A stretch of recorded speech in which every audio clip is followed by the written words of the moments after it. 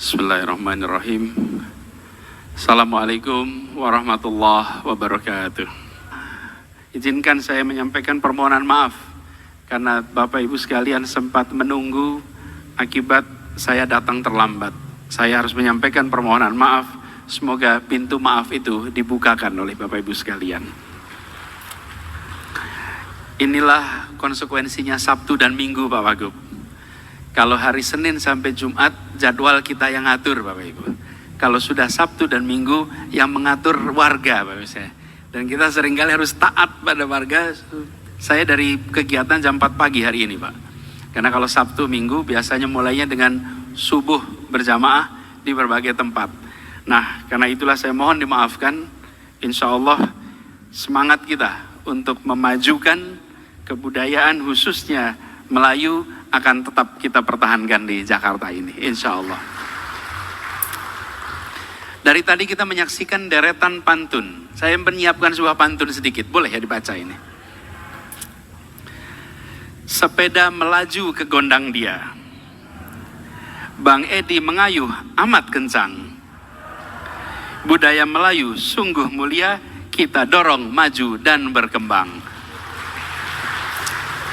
Kita semua sebagai sebuah bangsa memiliki hutang budi yang amat besar kepada masyarakat dan budaya Melayu.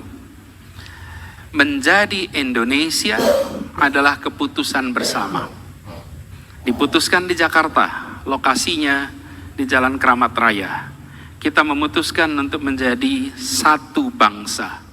Sebelumnya kita berbangsa-bangsa. Menjadi satu bangsa. Dan satu bangsa itu ditandai dengan memiliki satu bahasa persatuan.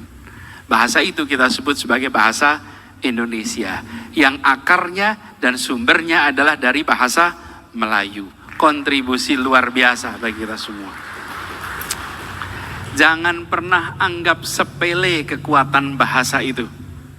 Ibu-bapak sekalian, jika kita tidak berhasil menyepakati satu bahasa bersama, maka sebuah masyarakat lintas pulau ini, bila bermusyawarah, bila berkumpul, mereka akan memerlukan penterjemah yang jumlahnya amat banyak. Kita menganggap sepele hari ini, oh ya semua satu bahasa. Saat itu belum. Dulu Pak Wagub, di Senen itu tempat kursus-kursus bahasa. Bahasa apa? Bahasa Indonesia. Dari mana-mana datang ke Jakarta untuk belajar bahasa Indonesia. Karena menjadi Indonesia ditandai dengan bisa berbicara bahasa Indonesia. Dan itu dikerjakan di era tahun 30-an. Siapa pengajarnya? Bapak Ibu sekalian lihat nama-nama pujangga, era pujangga baru. Dari mulai Sultan Takdir, Ali Sabana dan generasinya. Mereka adalah guru-guru pengajar bahasa Indonesia. Datanglah ke Eropa hari ini. Mereka menyebut dirinya Uni Eropa, satu kesatuan. Apa bahasa resmi mereka? Bahasa apa bahasa resmi mereka? Bahasa Inggris yang Perancis tidak mau. Bahasa Perancis yang Jerman tidak mau. Jumlah negaranya, jumlah bangsanya ada 28. Bahasa resminya 23 bahasa. Setiap pertemuan seperti ini, masing-masing menggunakan headphone, masing-masing menggunakan penterjemah. Semua dokumen peraturan diterjemahkan dalam 23 bahasa. Ibu datang ke India, negeri yang beragam sekali. Apa bahasa resminya? Mereka bisa menggunakan minimal 3 bahasa. 1 bahasa Hindi, 2 bahasa Inggris, dan ketiga bahasa asal daerahnya masing-masing. Datanglah ke parlemen, di sana akan ketemu dengan berbagai macam bahasa, dan di belakangnya ada penterjemah. Bapak Ibu sekalian, kita di Indonesia tidak merasakan itu. Dan tempat paling indah untuk menunjukkan persatuan itu, lokasi di Jakarta adalah Taman Mini Indonesia Indah. Oke? Kenapa? Bapak Ibu sekalian, jangan lihat bangunan-bangunannya. Bangunan ini adalah bangunan fisik yang bisa difoto. Ikatan kebangsaan tidak bisa difoto. Cari foto yang menggambarkan ikatan, tidak ada. Ikatan kebangsaan itu ada dalam hati dan pikiran. Di mana munculnya?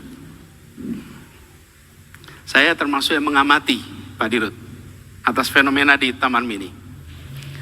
Karena begini, dulu waktu anak-anak masih kecil, saya sering bawa mereka ke Taman Mini. Sebetulnya mereka bosan diajak ke Taman Mini itu. Kenapa? Karena melihat diajak lihat gedung. Tidak, ini bukan apa-apa. Exposure itu harus dilakukan di usia dini supaya mereka merasakan. Apa yang menarik? Datang di sini Bapak Ibu, lalu siang mampirlah di warung. Banyak tempat-tempat makan di sini. Di situ akan ketemu fenomena yang sangat unik yang tidak ditemukan tempat lain. Taman Mini ini tamunya dari seluruh Indonesia, dari seluruh Nusantara, datang ke tempat ini. Mereka berbicara bahasa daerahnya masing-masing. Yang dari Sunda bicara bahasa Sunda, yang dari Jawa bicara bahasa Jawa. Di antara mereka, karena serombongan ini. Lalu yang dari Madura bisa bahasa Madura. Begitu juga yang datang dari Banjar ya bahasa Banjar. Dan itu satu, kalau makan itu ada kelompoknya Pak. Tapi apa yang menarik? Pada saat mereka pesan menu, mereka menggunakan satu bahasa bersama, bahasa Indonesia. Okay?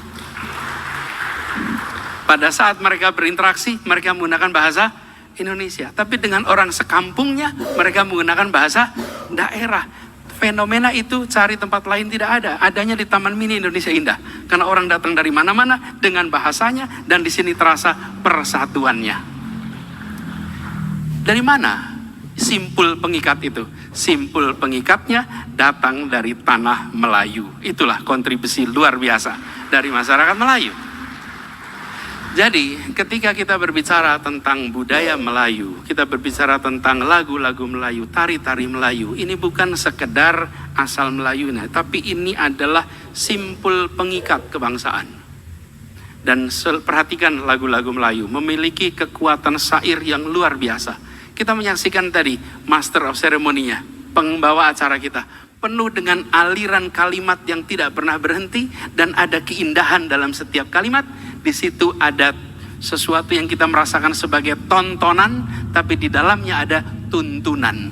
Tidak banyak yang bisa melakukan itu. Bagaimana ekspresi yang dipandang sebagai tontonan, tapi di dalamnya ada tuntunan. Ini adalah kontribusi luar biasa. Karena itu kami merasa kita semua memiliki kewajiban untuk ikut ambil peran. Bukan hanya melestarikan. Budaya jangan hanya dilestarikan. Karena kalau budaya hanya dilestarikan, dia menjadi bagian dari masa lalu. Budaya harus dikembangkan supaya dia menjadi bagian dari masa depan. Pengembangan budaya membuat budaya menjadi bagian dari masa depan. Inovasi dibutuhkan, kemajuan itu hanya muncul jika kita berani mengembangkan. Dan mengembangkan tentu saja perlu terobosan. Jadi saya membayangkan festival tari ini penuh dengan terobosan-terobosan. Terobosan itu biasanya Pak Wagub di awal akan dipandang sebagai pelanggaran. Pelanggaran yang diterima oleh banyak orang itu disebut sebagai budaya. Ini Pak Ges pakai baju batik.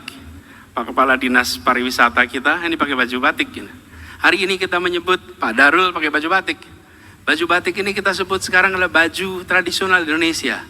Bapak Ibu sekalian, coba cari 50 tahun yang lalu, tidak ada yang pakai baju batik begini. Dahulu laki-laki pakaiannya polos. Ini seperti yang saya pakai, dipakai Pak Wagub, polos. Kain batik itu dipakainya untuk sarung. Tidak ada kain batik dipakai untuk kemeja. Kain batik itu di bawah, bukan di atas. Orang-orang pertama yang menggunakan batik untuk kemeja, pada saat itu dia dibilang melakukan pelanggaran pakem atas budaya. Ketika pelanggaran itu dikerjakan banyak orang, dalam tanda kutip, maka dia menjadi terobosan budaya. Dan ketika dilakukan oleh semua orang, dia sebut sebagai budaya baru. Bahkan kita sekarang sudah tidak sadar lagi bahwa baju batik itu semula adalah sebuah pelanggaran kebudayaan. Inilah terobosan, inilah inovasi. Nah, kita menginginkan festival-festival seperti ini bukan sekedar tempat di mana masa lalu dilestarikan. Festival seperti ini harus menjadi tempat di mana masa depan diciptakan, di mana masa depan dirajut, di mana kebaruan dimunculkan. Nah, ini yang membuat kita semua merasa penting. Ada festival lagu Melayu, ada festival tari Melayu. Karena itu kemudian kita menemukan inovasi. Dan hampir pasti pembawa inovasi adalah generasi baru, adalah generasi muda. Mereka yang selalu bawa perspektif baru. Jadi kami sangat mendukung dan kami ingin sampaikan terima kasih. Terima kasih kepada yang menginisiasi kegiatan ini, pada tim dari Ibu Tengku Ritawati dan seluruh keluarga besar, seluruh jajaran. Terima kasih kepada pemerintah Provinsi Riau yang telah memberikan dukungan, bahkan Pak Wagub datang khusus ke Jakarta untuk ini. Terima kasih Pak Wagub. Kalau gubernur datang ke Taman Mini memang lokasinya di DKI Jakarta Pak. Tapi kalau Pak Wagub datang khusus dari Riau, datang dari Pekanbaru khusus ke sini, ini adalah sebuah komitmen dukungan yang luar biasa. Terima kasih. Beri tepuk tangan sekali lagi untuk Pak Wagub. Kita semua bersyukur dan kita berharap tidak berhenti di sini. PR kita menjadi lebih besar. Satu, tadi saya sampaikan soal bahasa. Bahasa kita harus ditingkatkan. Bahasa kita ini Pak, pada waktu awal kemerdekaan, itu kamus bahasa Indonesia tahun 53 jumlahnya 23.000 kosakata. 23.000 kosakata. Sekarang alhamdulillah sudah menjadi 135.000 kosakata. Tapi dalam periode 60-70 tahun itu baru tumbuh 70-an ribu, 100.000. Kita perlu lebih tinggi lagi. Bahasa Inggris itu jumlah kosakatanya 1 juta kosakata. Setiap tahun tambah 7.000. Bahasa Indonesia harus lebih banyak lagi. Dan itu artinya kontribusi tiap unsur. Taman Mini harusnya ikut menjadi kontributor dari kosakata-kosakata untuk bahasa Indonesia. Supaya bahasa kita berkembang. Ada 1 juta itu bahasa Inggris. Kita ingin bahasa Indonesia, bahasa Melayu akarnya bisa menjadi bahasa yang amat kaya. Dan itu konsekuensinya kita harus melakukan penambahan, penumbuhan. Di mana? Dengan adanya festival lagu, festival tari, harapannya akan memunculkan diksi-diksi baru. Karena itu kita berharap ini akan bisa menguatkan posisi kita. Dan saya berharap sekali dari festival ini, nanti generasi baru di Indonesia, khususnya di Jakarta, akan melihat kreasi asal Melayu sebagai kreasi anak muda, kreasi untuk masa depan.